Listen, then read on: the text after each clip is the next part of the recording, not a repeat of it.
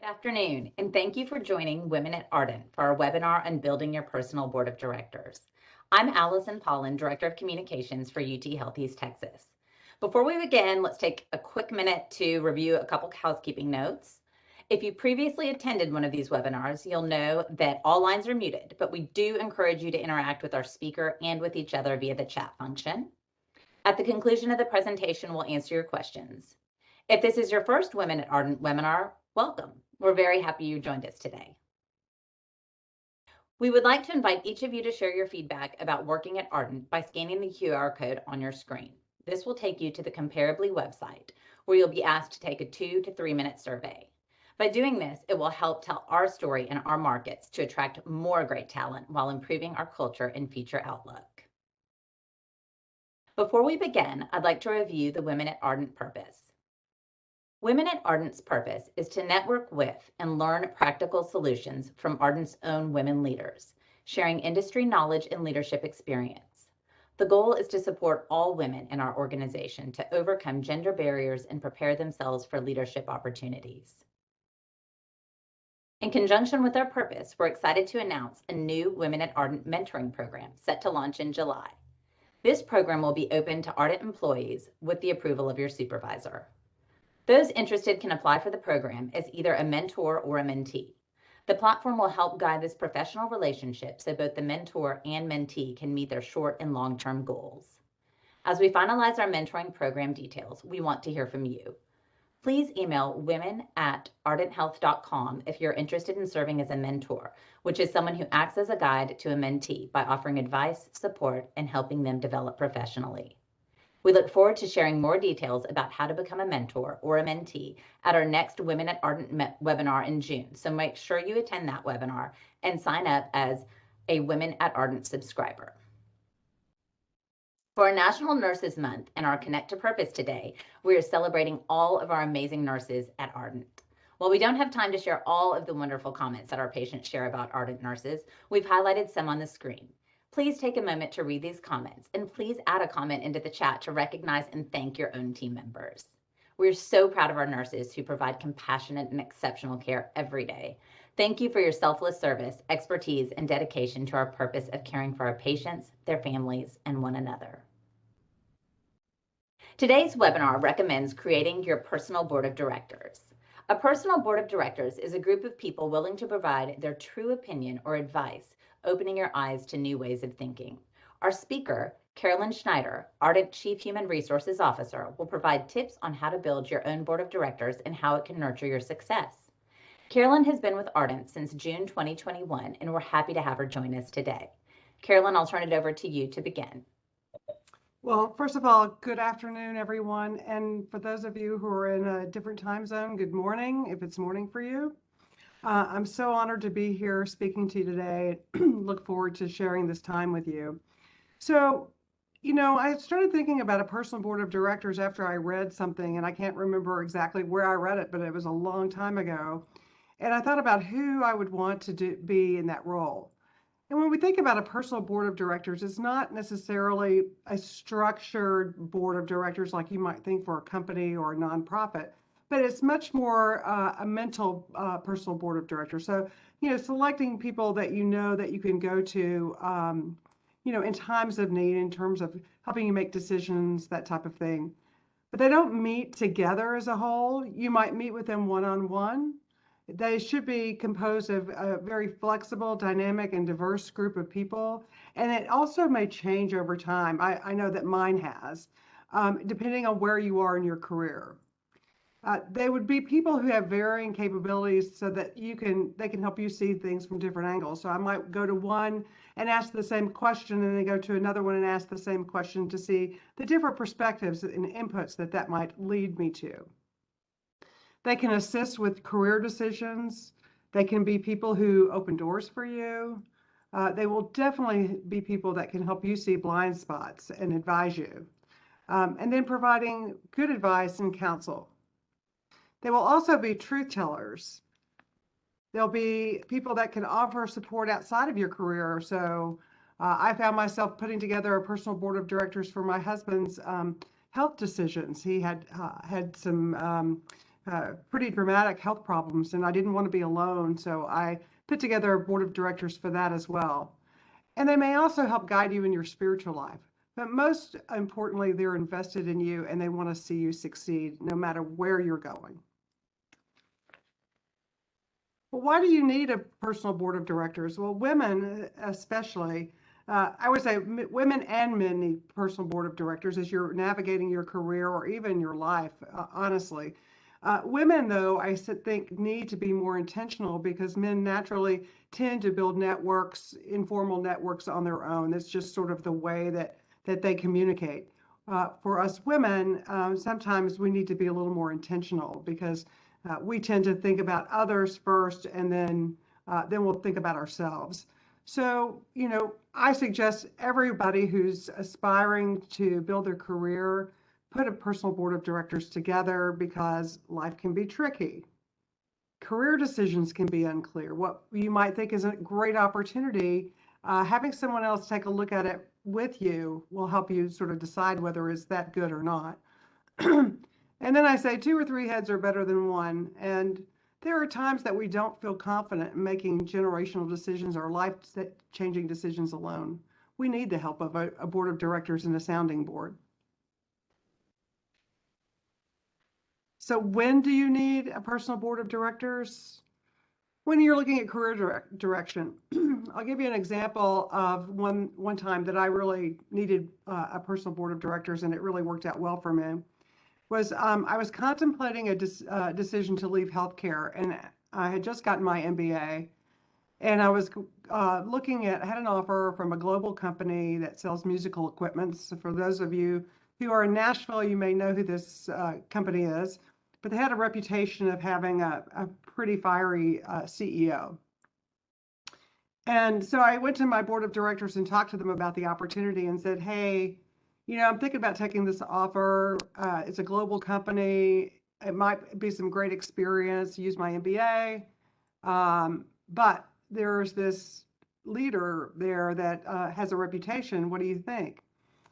And overwhelmingly, they told me, well, Carolyn, if you go there and you're successful, it'll be a feather in your cap.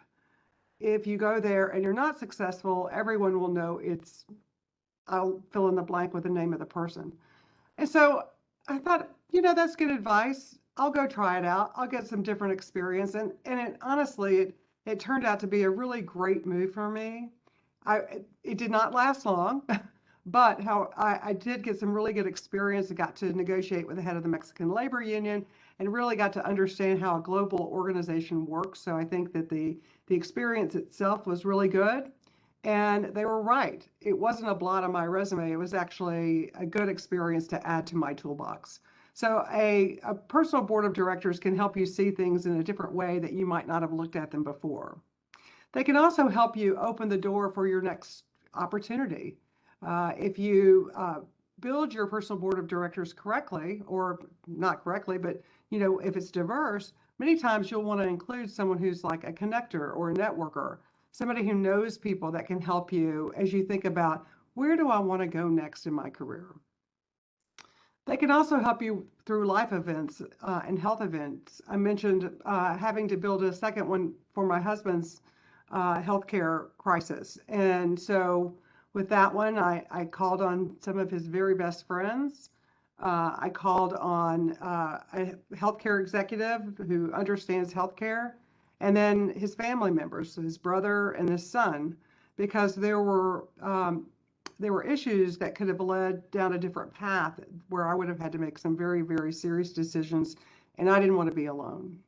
Fortunately, everything has worked out for my husband, so I'm glad to say that he's healthy, reasonably healthy, and I haven't had to use that personal board of directors in quite some time. I would also look to my personal board of directors for spiritual direction. I have people in my world, my board of directors that are very in tune with a spiritual life, and I get guidance from them, and I can bounce things off of them. Also in helping make financial decisions. There's one of my personal board of directors, I've been thinking about getting a beach house, and he's like, no, don't do that. Because it's not not a good, it's not a good return on assets. He's a CFO, you might think of. And so, but he's been helpful with that, but I'm going to ignore that one. And then the other is work-life balance. When you need someone you can bounce ideas off of, if you think that you're, not spending enough time with your family or taking care of yourself, it's always good to have somebody that you can go to and talk to about these kinds of things. So the next step is, well, how do you put one of these boards of directors together? I would say, think about the people in your circles, right? Think about, who do I talk to on a natural basis? Who am I naturally, drawn to? Who could, who's been able to give me instruction in the past? Who is someone that I go to that I know is a solid player, that is always going to be honest with me about things, who knows me well enough to say, Carolyn, I think you might have missed this. Who is it that has mentored me, right? It might include your mentor. It might include a former boss or a colleague. I've got someone on my personal board of directors that we were peers at one time. He ended up becoming the head of a big healthcare company here in town. And another one who we were also peers, and he's an investor in healthcare companies. So these are people I go to, on a regular basis when I want to think about my career and talk to them about that. Or, that I might be able to help as well, because you don't want to build a personal board of directors and have people offering advice to you and doing things for you to help you without returning that favor. So whether it's taking them to lunch, whether it's, doing them a favor down the road, this should be a two-way street. It shouldn't be just one way. And it will help you develop your relationship even further. Also, back to this issue around my husband, if you're going to build a personal board of directors around family healthcare decisions, make sure they know the family well enough, that they have different views of how that can work, and how whatever your decision will be, weigh in on what the other family members might think. So these are some of the folks that you might select as your personal board of directors. It doesn't have to have a solid number. I think mine ranges around, generally anytime around 5 people. That's in my sphere. As I mentioned earlier, it's changed from time to time depending on where I am in my career. And then again, these offshoots of other types of personal boards of directors.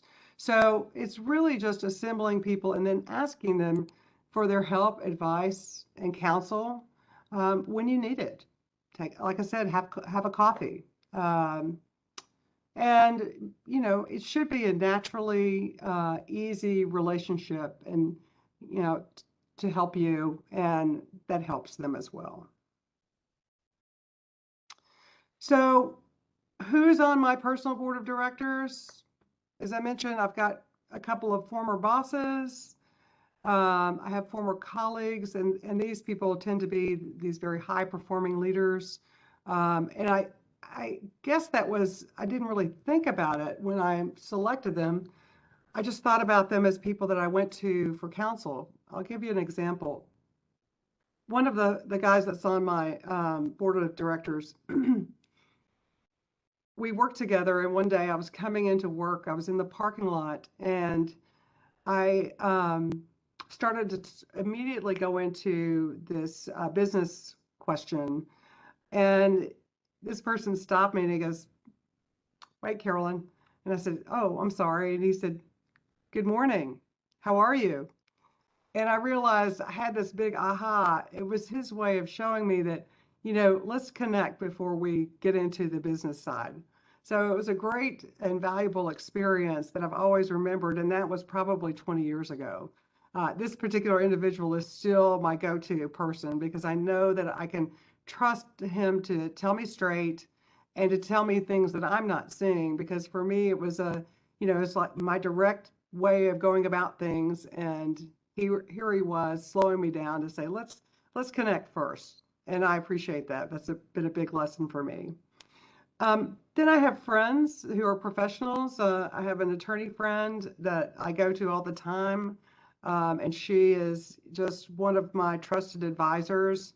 And I can talk to her about anything, and she can, give me advice, and again, very objective advice about things, and help me see things different ways.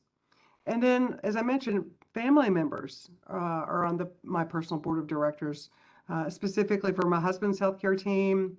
And I mentioned some of his best friends for his healthcare team as well. So at different times in life, you'll use your board of directors for different reasons and different ways.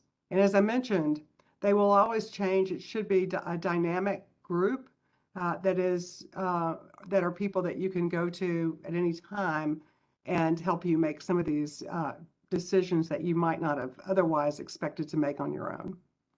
So I don't really have, that's really it. I'm going to be able to give you guys some time back, but I welcome any questions that you have, and we'll be glad to take them. Okay, Carolyn, we do have a few questions already. Do you ask people to serve on your personal board of directors, or do you just identify them and seek their advice? Typically, I've done both, and nobody's told me no.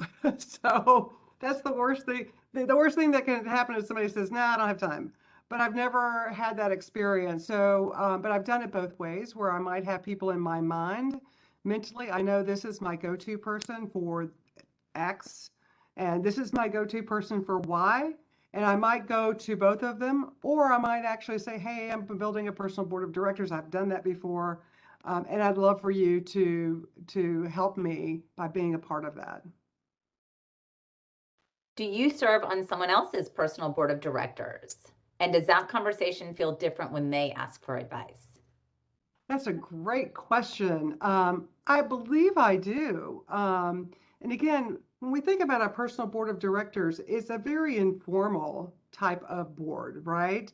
But I definitely provide advice and counsel to a number of different people that come to me, and I'm happy to do it. Do the individuals on your personal board of directors know each other? And do you all meet around the same table? Actually, some of them do. Um, and I'll separate that because I have the one for my husband's care. I call them the care team, POB, personal board of directors. Those people do know each other because they also know my husband very well. And so there's this linkage uh, that we can take that journey together. For myself, I would say some of them know each other, some of them don't, because we have worked together in past lives. There are some that do know each other, but they don't know that they're all serving on my personal board of director. And we do not meet collectively as a team. How often do you call on your personal board of directors, and how formal or informal are those conversations? Great question. I would say that when I'm wrestling with a decision that I don't feel comfortable making by myself, I will call on my personal board of directors. And I would say the frequency of that is probably, if I think about it formally, it's probably once every year or two. If it's informal, because I like to maintain the relationship with these people, then it's 3 or 4 times a year. If you have both men and women on your personal board of directors, how is their feedback different? Oh, what a great question. Um, Let me think about that one because that is such a good question, because I do have men and women on my personal board of directors, and I think men tend to um, they tend to think less about, you know, the angst that goes with decision making. I think that's the best way I can describe it. Whereas when I go to women, we'll talk about it a little more, we'll sort of noodle on it together, and then really think through the decision. Whereas men, they're like pretty much, Carolyn, can't you see this? I mean, it's like, all right. I wanted to talk about it a little bit more, but they are used to making a lot of decisions in their world, and so I think it comes a little faster to them. What's the difference between close friends and a personal board of directors? Close friends are, well, I guess you could have a close friend on your personal board of directors. I probably do, but only one. I would say that your personal board of directors are really, the purpose is less about creating moments together. When I think about my friends, we're having these experiences together that are frequent and often. When I think about a personal board of directors, we have an experience, but the experience is looking at it from a different angle, and it's generally around this decision-making process and thought process.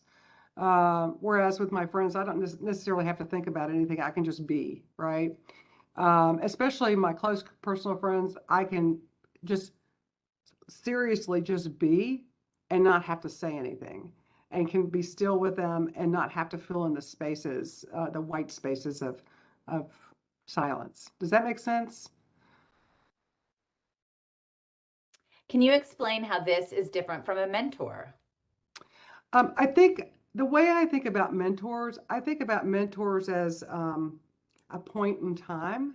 So you might be working in a company, you have a mentor, and that mentor stays with you through that career journey in that organization. If you leave the organization, the mentor is probably not necessarily going to leave with you. You can still include, to me, you can include a mentor as part of your personal board of directors, but it's a little different because you're really tapping different types of people to encircle you. So if you think about a board for a company, you want to have somebody from finance, you want to have somebody from HR, you want to have somebody from, I don't know, the investor side, you want to have somebody from audit. Yeah, you have all of these different skill sets assembled because you're looking at, don't forget marketing.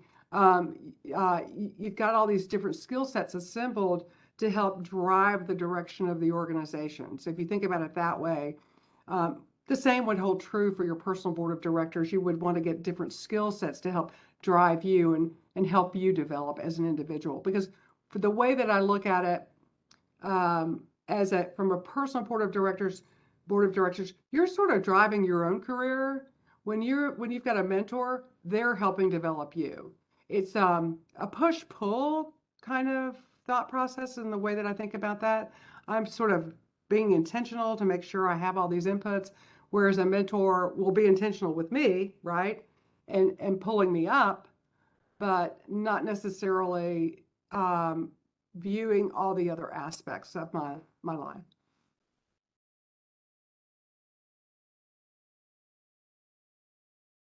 Would you invite someone to be on your personal board of directors? And if so, how do you explain what their role will be if they are not familiar with the concept? Oh,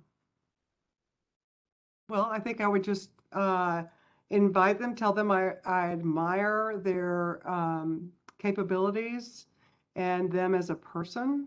I'd like to learn from them, and I'd like to invite them to be on my personal board of directors. If they're unclear what that is, then I would explain to them, I'm selecting, a very well-rounded group of individuals that I'd like to be able to go to when I need to make a decision or seek advice.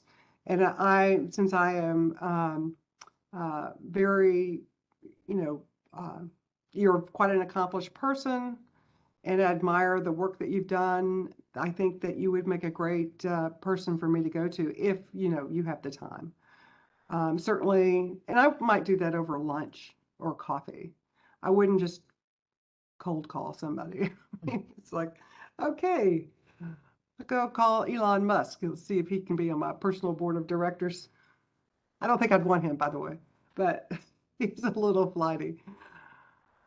But it should be somebody you know, right? And respect. How do those serving on the board of directors benefit from this role? They have an opportunity to see people bloom, right? If I could open a door for someone, which I've done many times, if I can open a door for someone and watch them succeed, it's very gratifying. I don't get paid for it. It's very gratifying to me as a human. And, I just want to be able to help my fellow man and woman. Have you, having been on someone else's personal board of directors, have you ever given advice that they didn't take? And how did you handle that situation? I'm not sure. I really don't know. Typically advice is a person's viewpoint, right? So it's not right or wrong. It's just, here's a way to think about it. And everybody has different ways of thinking about things. So it's not, I would say, it's really not about making a decision for someone. It's really about helping them see around the corners, and weighing things, with that perspective in mind. Because someone, if I've got a personal board of directors and they could tell me completely opposite, they could have completely opposite views, but at least I've vetted the views and I can think about it thoughtfully and then decide what's best for me. Does that make sense?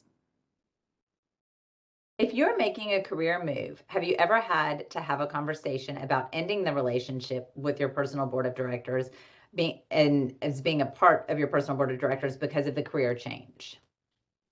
No, I've never had to do that. I mean, I've some of the folks that are on my personal board of directors I've known for 20 years, and I trust and admire them. I've had others that have been on there that have passed away. So, but no, I've never had to, tell people that you're not on my board anymore. No. All right. Well, I think we're coming to the end of our questions. So if anyone has a question, if you could put that in the chat, we'll stay on for a minute or two longer for our questions.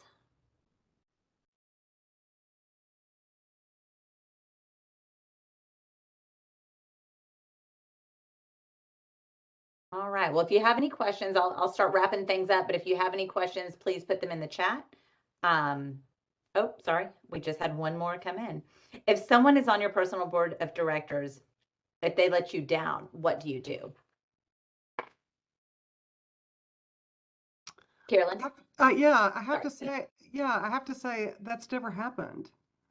That's great. I've never had that happen. You have to think about sort of what is your intention with your personal board of directors? Your intention is really just to seek counsel. And how could someone let you down as a counsel seeker, right? If they're if they're not available, well, okay, there's that. But or not available in the time that frame that you need, that can happen. But in terms of letting me down or disappointing me, I've never really experienced that, so I couldn't answer that question. I mean, the whole point of having a personal board of directors is to lift you up. And you might remember one of the early slides, they must be invested in you and your success. And so if they're invested in you, they're not going to let you down. They may tell you something you may not want to hear, right? We all have blind spots, but to me, that's not a disappointment. It's a helpful piece of information. Thank you so much for your time, Carolyn. That's great.